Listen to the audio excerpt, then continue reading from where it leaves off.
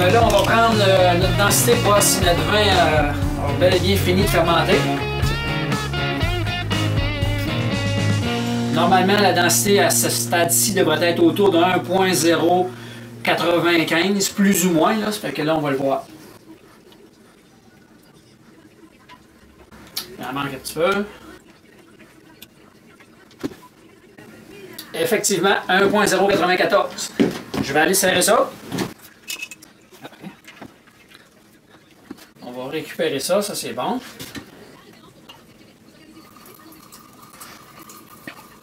Fait que là, Guy, ça fait combien de temps que notre vin est entouré? Là, on est rendu au 20e jour. OK? Là, on est à la phase de stabilisation. Fait qu'on va dégazer le vin, puis on va y mettre une petite dose de sulfite puis de sorbate, OK, pour stabiliser le vin. Pour être capable de le faire vieillir comme il faut.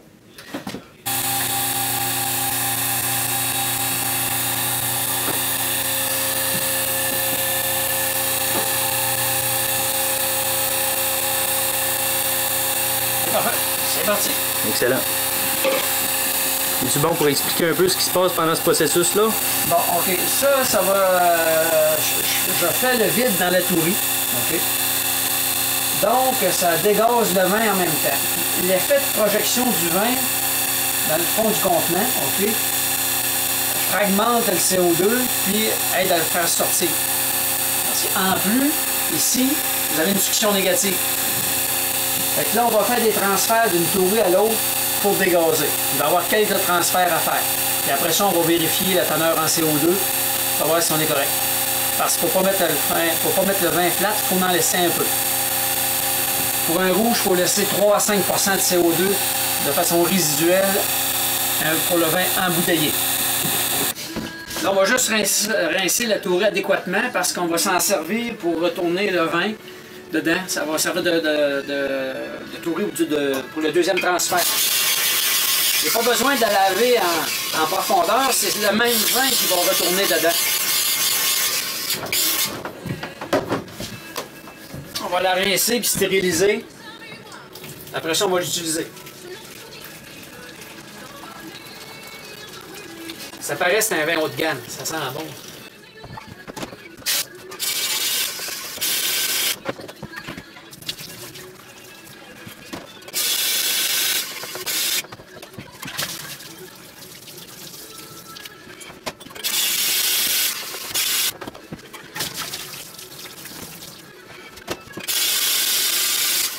Fait que je rince à l'eau chaude, à l'eau tiède puis à l'eau froide. Faut pas que la tourie ait trop de choc thermique.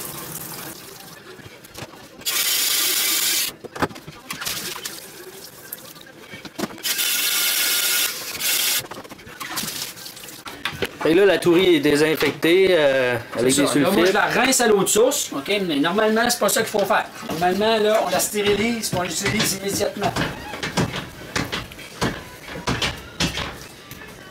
Mais vu que mes installations puis mes équipements plutôt, OK, sont bien propres, puis je tiens ça de livre, j'ai jamais perdu de vin. Jamais.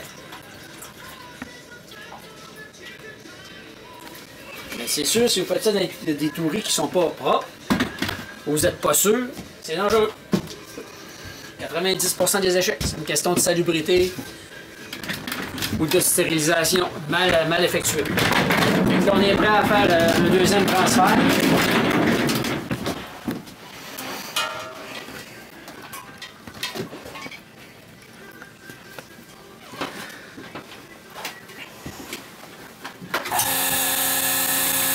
Donc, si je comprends, ta technique de dégazage consiste à transférer back and forth d'une tourie à l'autre, puis elle perd le gaz à cause de la succion qui est faite par le transfert. Quand le vin tombe dans le fond de cette tourie-là, OK, ben là, ça se fragmente, fait que le CO2 sort plus facilement. Mais à la maison, quand on n'est pas équipé pour ça, avec ça, c'est qu'il faut dégazer manuellement, avec une cuillère en envers. OK? Il faut faire ça pendant 1 à 2 minutes, 6 à 8 fois par jour, sur 2 jours. Ça, c'est la moyenne normale de brassage. Par contre, si vous ne pouvez pas le faire 6 à 8 fois par jour parce que vous travaillez, Vous pouvez le faire après souper, mettons à 7h, 8h, 9h, puis avant de vous coucher. Ça va compter pour 4 fois. À ce moment-là, vous allez le faire en plus longtemps de 2 jours. Ouais. Et en passant ici, je passe ces équipements-là, OK, à mes clients. C'est pas tout à fait eux autres, OK, mais je passe l'équipement pour faire ce type de dégazage-là. Ça va plus vite. T'sais. Fait que là, moi, s'installer, le faire, là, ça prend environ 1 heure, 1 heure et quart. Mais ça prend 7 minutes vidatorie. Fait que ça prend, dépendamment de la pression à laquelle la pompe travaille, il faut le faire plus ou moins de fois. Bon, OK, là, on va diluer le sorbate de potassium. OK, lui, sa fonction, c'est empêcher que les levures se multiplient. OK?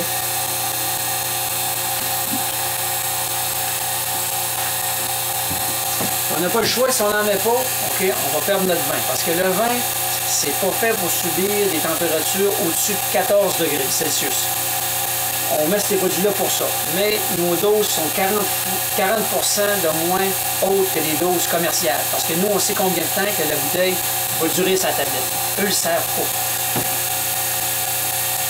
Fait que là, je vais arrêter la pompe.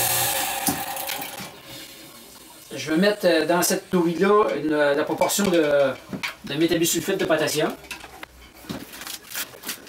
On la met à sec. On va repartir la pompe pour que ça brasse un peu, puis ça se mélange. Là. Après ça, on va verser le sorbate de potassium. C'est sûr, si vous auriez un endroit à 14 Celsius à l'année, vous ne seriez pas obligé de mettre ça. Par contre, c'est un vin qui va être fragile. Il ne faudra pas le déplacer trop, parce que ça aide aussi à le stabiliser au niveau du transport. Là. Parce que le vin, il se développe tranquillement. Tranquille.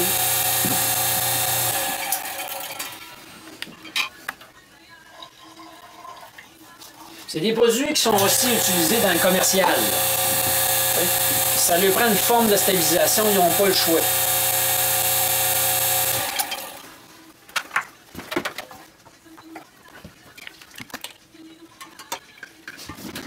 Là, on va aller chercher notre appareil pour vérifier la teneur en CO2 résiduel. On va donner un petit coup d'eau tout de suite, hein? Ça fait partie de la routine.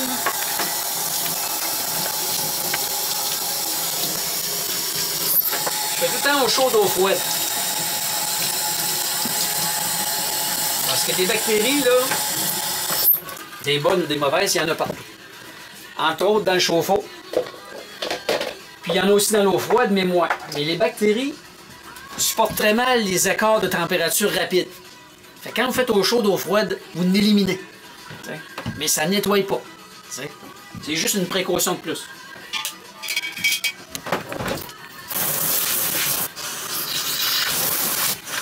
Faut aimer laver la vaisselle. Si vous n'aimez pas ça...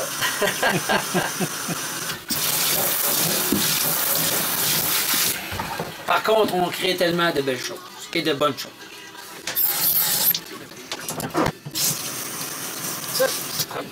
Bon, OK, voici l'appareil. On appelle ça un carbodoseur. C'est avec ça que ça va nous donner l'information de la teneur en CO2 résiduel. Je vais vous montrer comment ça fonctionne. On va aller prendre un échantillon. Fait qu'il faut le laisser s'écouler sur le long de la paroi de façon pas trop brusque pour pas que ça dégaze. Là, je prends un échantillon de 100 ml. Il en manque un peu.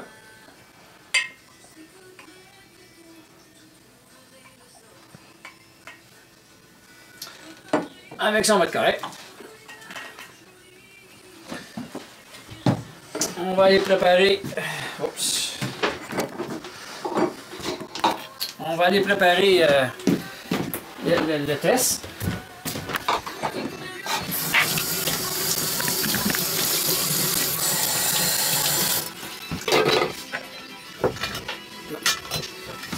On va stériliser le compte-gouttes parce qu'il faut que je le mette précisément à 100 ml. Il faut que je tienne compte du ministre. Là.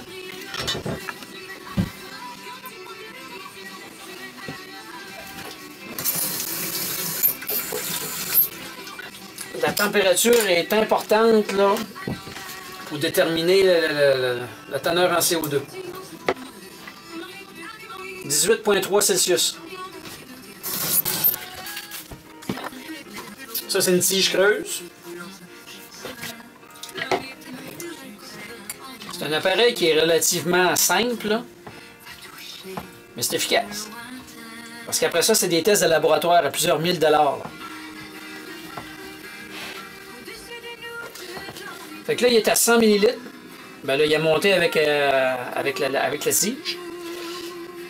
J'ai ma température. Là, je vais le dégazer pour mettre le vin flat.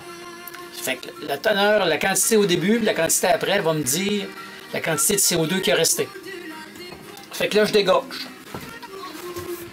Il faut le faire plusieurs fois parce qu'il y a une contre-pression, puis le CO2 ne sort pas.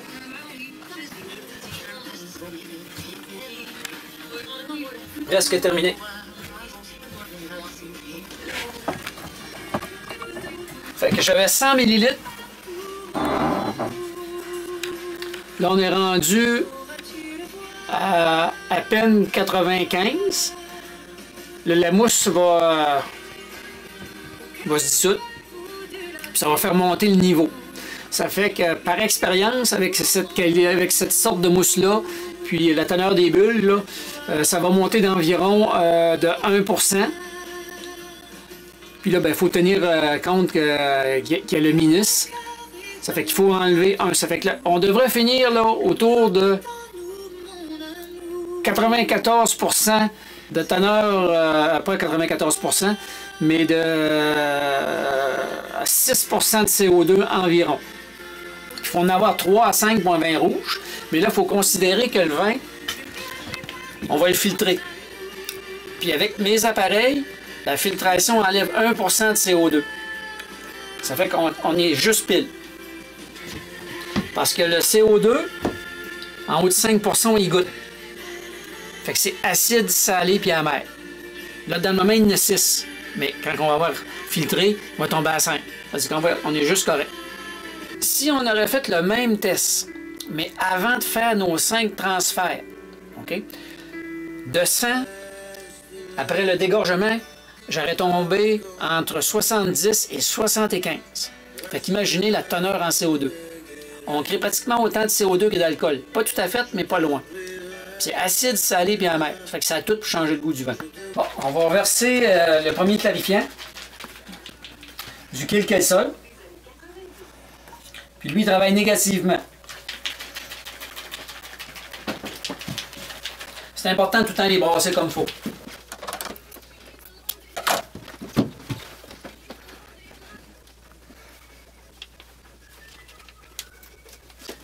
Puis lui, il faut l'aider à le détendre.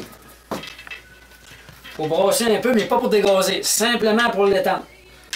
Environ 1 minute. Dans le vin rouge, on le voit difficilement, mais dans le vin blanc, on le voit, là. De la façon qu'il se propage, là.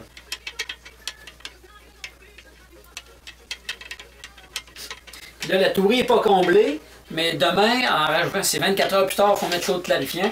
Il va y avoir assez de clarifiant pour combler à peu près jusqu'ici environ. On va être correct.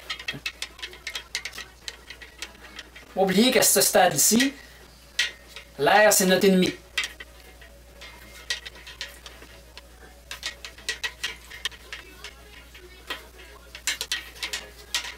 C'est environ 1 minute. Là.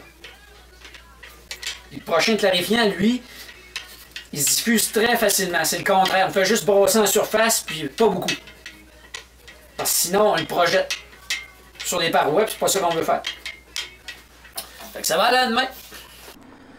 J'ai malheureusement pas pu être présent pour la dernière étape de la clarification du vin. Par contre, cette étape est assez simple. Il suffit d'ajouter le dernier additif et de brasser un peu. Ensuite, la clarification va se faire dans les quelques jours qui suivent et on peut le conserver dans cet état avant l'embouteillage jusqu'à un maximum de 6 jours, à moins de le transférer dans une autre tourie.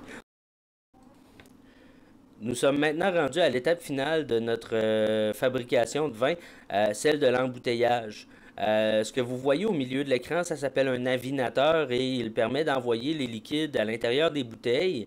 Donc, il suffit de faire une pression pour que notre solution de métabisulfite de potassium aille à l'intérieur de la bouteille pour désinfecter. Il faut faire ça avec chacune des bouteilles. Ensuite, les laisser sur l'arbre à séchage qu'on voit juste en dessous. Ça va permettre aux bouteilles de s'égoutter et de sécher avant de les rincer avec de l'eau de source, encore une fois.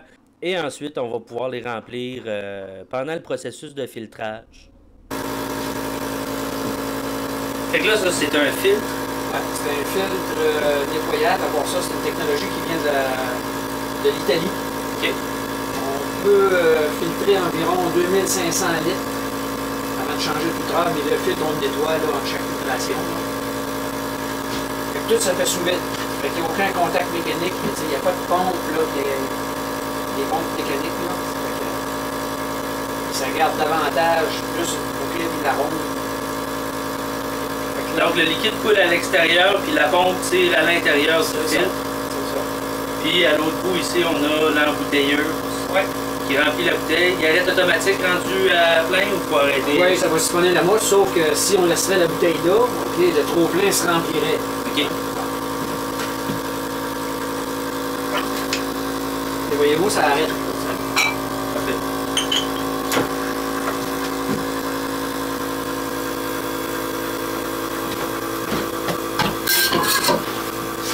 Fait qu'on va vous montrer comment ça fonctionne. Après ça, ça va être à votre tour. Pendant ce temps-là, ben, notre système pourrait faire rétrécir les capsules, va chauffer.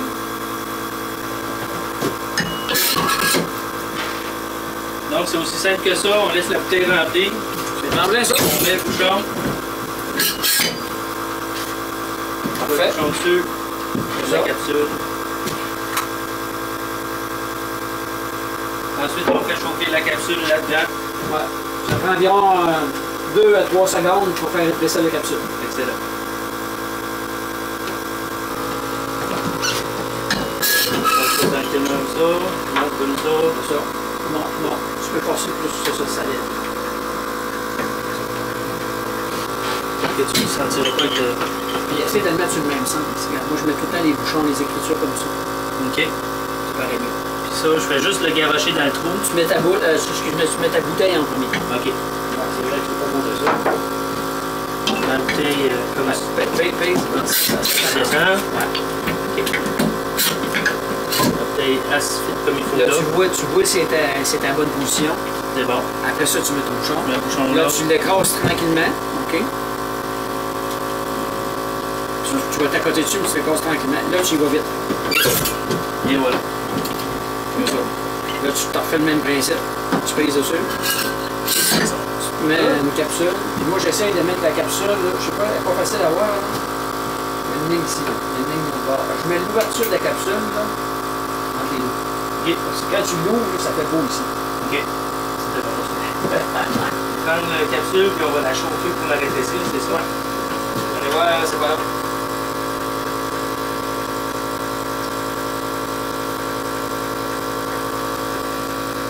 Et voilà.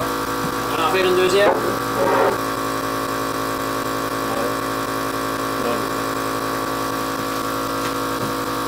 Hein?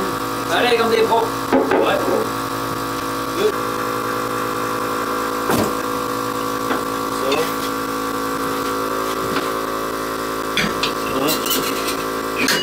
Ça. Oh, ben je vais pas checker le sens, sinon je peux pas bien grave.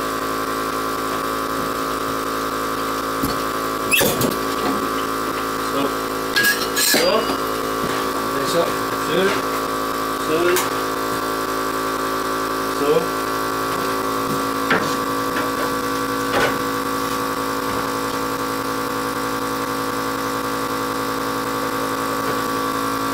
Excellent ça. J'avais le beau. Premier vin. Alors, c'est fait. Ouais.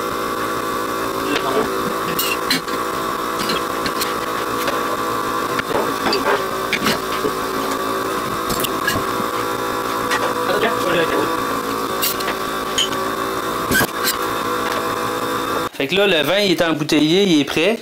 Il manque juste notre touche de finition. Touche de finition. Ça fait partie du produit.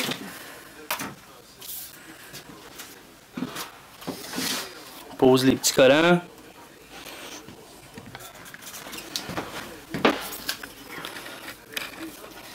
En t'en allant vers les côtés pour éliminer l'air.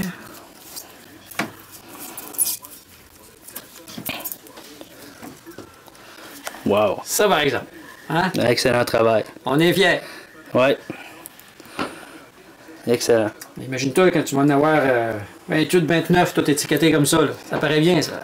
Fait que dernière petite chose à expliquer, c'est que là, la bouteille, elle est prête en théorie.